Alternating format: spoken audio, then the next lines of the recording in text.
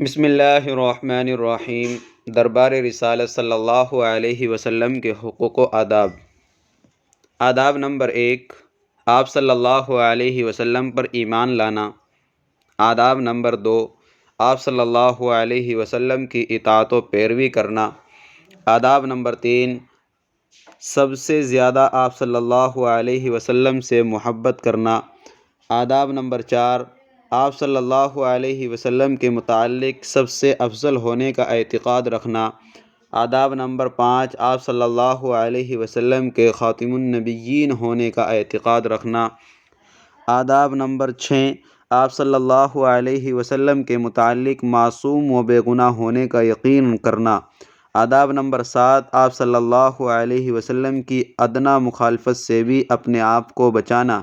آداب نمبر 8، آپ صلی اللہ علیہ وسلم کی محبت میں غلو، یعنی اللہ سبحانہ و تعالیٰ کے ساتھ مخصوص صفات کو آپ صلی اللہ علیہ وسلم کے لیے ثابت ماننے سے بچنا۔